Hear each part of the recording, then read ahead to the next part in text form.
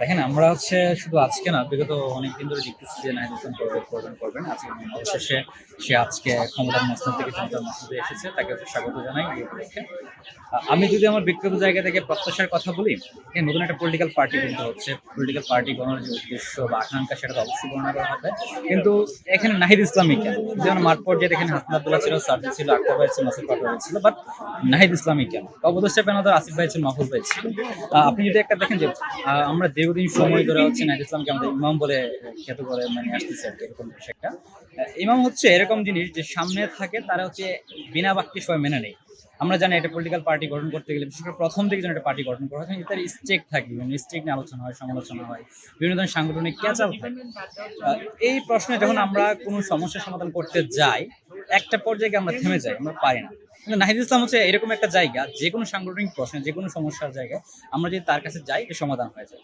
আমরা আমাদের পলিটিক্যাল বা সামনে যে সংগঠনটা আসতেছে, সেটার এই সমস্যা সমাধানের জায়গা হিসাবে এবার সকল সমস্যা একদম নির্দ্বিধায় যে সমাধান করতে পারবে, সেটা নাহিদ ইসলাম। এর জন্য আমরা আমাদের জায়গা থেকে তাকে চাচ্ছি।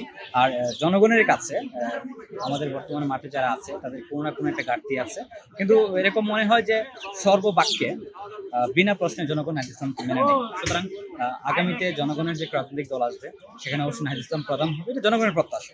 জনগণের প্রত্যাশার ভিত্তিতে নাহিদ ইসলাম এই ক্ষমতার মসনদ ছেড়ে আজকে জনতার মসনদে আসে।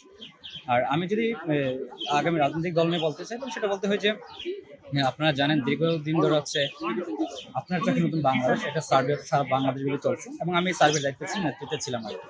আমরা বাংলাদেশের অফলাইনে 1 লক্ষ মানুষের মতামত সংগ্রহ করেছি। এটা দেখা গেছে যে একদম প্রান্তিক পর্যায়ে আমি যদি বলি, আমার সাংগঠনিক এলাকা হচ্ছে খুলনা বিভাগ, আমি সেখানে সাতক্ষীরার সুন্দরবনে যে কখনো নেটওয়ার্কের জব পর্যন্ত পাই নাই, আমরা সেখানে পর্যন্ত গিয়েছি এই ফর্মগুলো নিয়ে, আমরা তাদের মতামতগুলো সংগ্রহ করেছি। আমাদের গ্রামের প্রান্তিক কৃষক খামারি তাদের কাছে গিয়েছি, তাদের মতামতগুলো সংগ্রহ করেছি। আমরা বিগত সময় রাজনৈতিক দলগুলো যদি থাকাই, সেখানে দেখি যে কয়েকজন মানুষ একটা টেবিলে বসে, তারা একটা পলিসি তৈরি করে সেটা জনগণের কাছে ছেড়ে দিই। কিন্তু আমরা একটা টেবিলের পলিসি জনগণের কাছে ছেড়তে চাই না, আমরা চাই জনগণ যে পলিসিটা তৈরি করে, সেই পলিসিটাই কয়েকজনের মাধ্যমে মাঠে বাস্তবায়ন হোক। এই জন্য আপনার যখন নতুন বাংলাদেশ সার্ভেটা করেছি, সেখান থেকে জনগণের যে প্রত্যাশা উঠে এসেছে, এই প্রত্যাশা আগামী নতুন রাজনৈতিক দল বাস্তবায়ন করবে বলে আমরা বিশ্বাস করি। দেখেন, এর আগে আমি আরেকটা জিনিস যেতে চাই, সেটা আমাদের সংবিধান।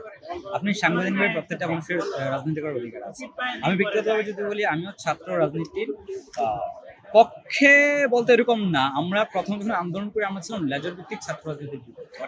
ক্যাম্পাসে কোনো প্রকার লেজার ভিত্তিক রাজনীতি থাকবে না। আমরা এখনো চাই প্রত্যেকটা ক্যাম্পাসে ছাত্র সংসদ নির্বাচন হোক, ছাত্র সংসদের নির্বাচনের মাধ্যমে, এটা একটা রাজনীতি, এইখানের মাধ্যমে প্রত্যেকটা ক্যাম্পাস পরিচালিত হয়, এবং যতগুলো ছাত্র সংগঠন আছে, তারা তাদের যে মাদার সংগঠন, সেখান থেকে বেরিয়ে আসে, নিজের স্বাধীনতা একদম স্বাধীনভাবে শিক্ষার্থীদের জন্য কাজ করে। আমরা ইতিপূর্বে যে ছাত্রলীগের কথা বলি বা সামনে রাজনৈতিক দলগুলো দেখি, তারা তাদের মাদার সংগঠনের যে ইচ্ছা আকাঙ্ক্ষা, সেটা বাস্তবায়ন করে। তারা কখনো শিক্ষার্থীদের ইচ্ছা আকাঙ্ক্ষা বাস্তবায়ন করে না।